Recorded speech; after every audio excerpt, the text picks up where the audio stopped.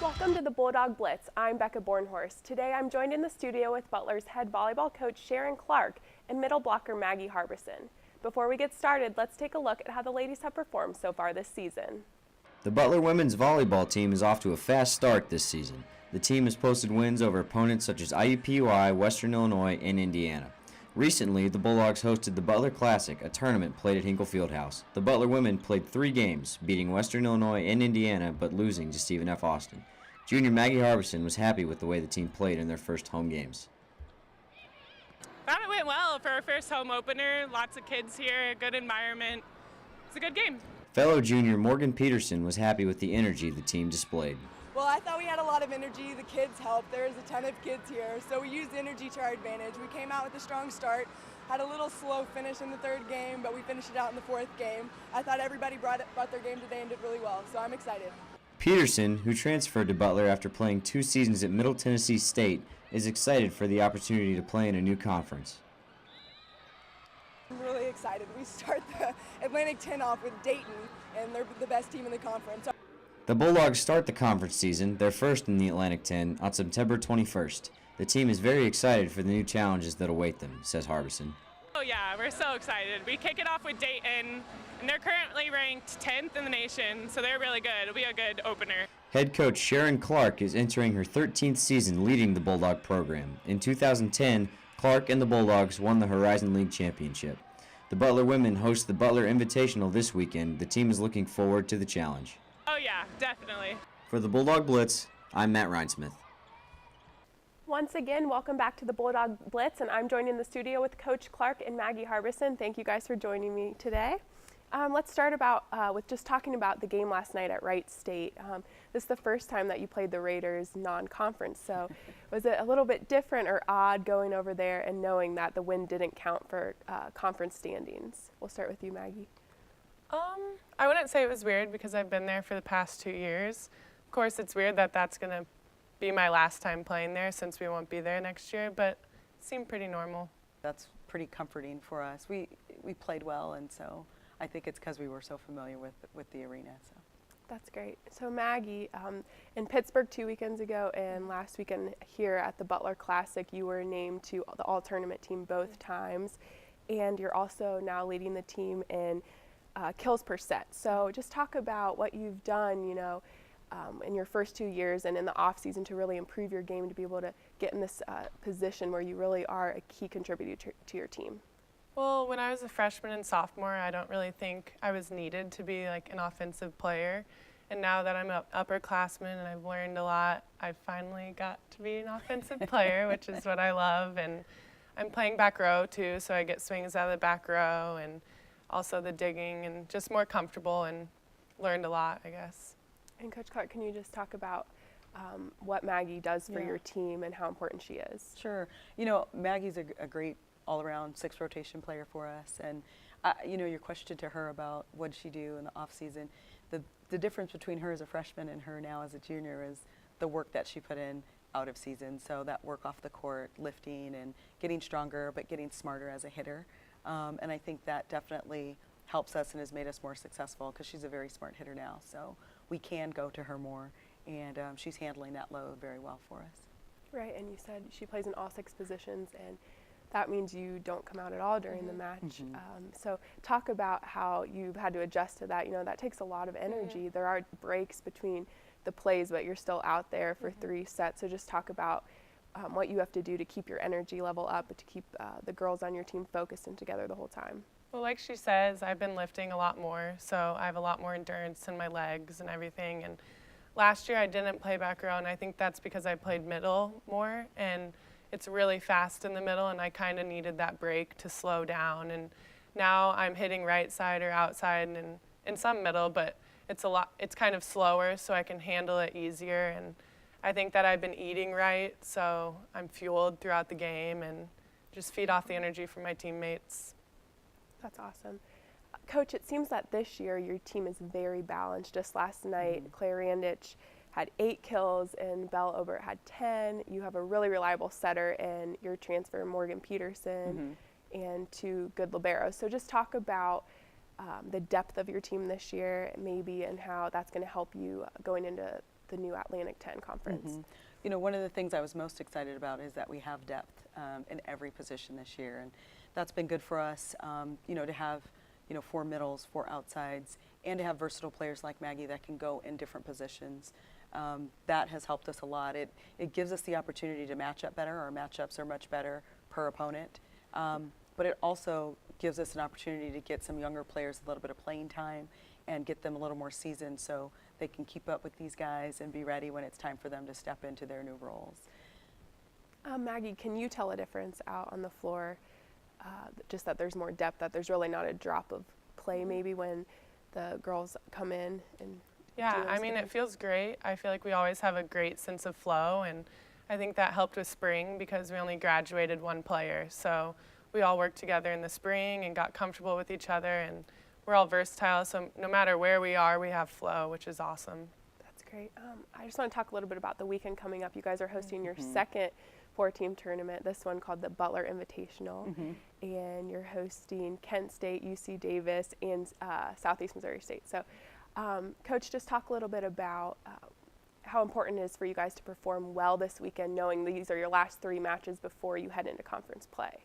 I think that this is a big momentum swing for us, the weekend, and so, we played well. We finished our tournament last weekend well, did well last night against Wright State, and so we're looking to carry that into the weekend. For us, there's always 3 seasons. That's preseason, regular season, and then postseason. So we would love to wrap up the preseason on a high note and with that good momentum and energy going into our first weekend of conference. We start that first weekend at Dayton, who's in the 1 spot in the A10 and ranked in the top 20 right now. So we're looking forward to getting more good play this weekend so we can be ready for them when we show up at their place. Maggie, which of the 3 teams do you think will be the biggest challenge for you guys this weekend, and how do you prepare for 3 games, in such a small period of time? Well, we haven't really gone over the teams yet because we've just been taking it game by game. So our last game was Wright State, and I'm not really sure. I would guess Kent State since they're in the MAC conference, but we're waiting to just learn about our first team. And you, Coach, just mentioned Dayton, which leads me into my next question. But like you said, they won the Atlantic 10 last year, and they're nationally ranked, so obviously a very well-known and recognized team. So what are your goals going into this, knowing this is your first conference game? And I'm sure you guys have played Dayton in the past just because they're an Ohio team. But yeah, we got a little bit of a bone to pick with them. We played them in the NCAA tournament the year before last, and that's the last time we played there. So 2010, we took a loss in the tournament, and they played very well. They have a very well-coached team and a very talented team. But we're super excited up for the challenge, and I think it'll be a good barometer for us. I think, when you want to be the best, you play the best. And for now, they're the best that the A10 has to offer. So I've got no problem starting it off with them and getting the conference going with a bang. Yeah, and how excited are you just knowing, the hype for that game and as well as starting this new conference? Oh, I'm so excited because, that was my freshman year when we played there, and it's a fun gym. It's always packed. I know some girls on Dayton's team. They're the best. We're so excited. That's great. So, Coach, I just have a question for you about preparing for this new conference. Being in the Horizon League for so many years, you sort of get used to team systems and what they like to do. So, did you have to spend extra time in the off season with scouting in regards to that, and how have you prepared more so that you guys are ready and ready for these teams? It was interesting for us. I've had to do some things I've never done before. Not knowing that we were going into the A10 through the spring and most of our off season, we really didn't prepare the players. Finding out, June 1st or after Memorial Day, we had to just shift gears. And so for us, I think the biggest thing is we decided that we were going to focus on preparing our team with what product we've got on our side and what we're doing on our side. Several of the teams in the Atlantic 10 we've never played at, and I've never been to those gyms. So for us, it's going to be fun. It'll be interesting. We'll prepare. We'll do our scout and watch video now that everybody's playing. But that kind of prep ahead of time that some of the other programs will get to do, we didn't. But we're okay with it. We focused our spring on getting better with what we have. Now, there's only 12 teams in that Atlantic 10 for volleyball. Is there a certain place that either of you are excited to go to? You'll fly a little bit more this year, but just, headed out to the East Coast. Just talk about your feelings about that. Yeah. I'm excited for all of them, but I think I'm excited for Fordham and New York because I never go to New York, and it'll be fun. And so I'd say Fordham the most. Yeah, better than Youngstown State, maybe. Yeah. What about you, Coach? You know what? I don't have a favorite. My favorite thing is exposing the players to all of them.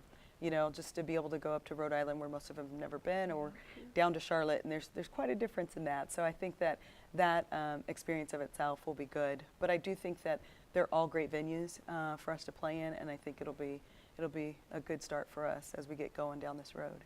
That's great. And Morgan Peterson was going to join us on the show. She wasn't able to make it, but just talk about her role as a setter. She had 39 sets last night, which is 13 per set, which is, right. I mean, yeah. That's you know, Morgan has been above and beyond even what we expected. She is just a phenomenal setter.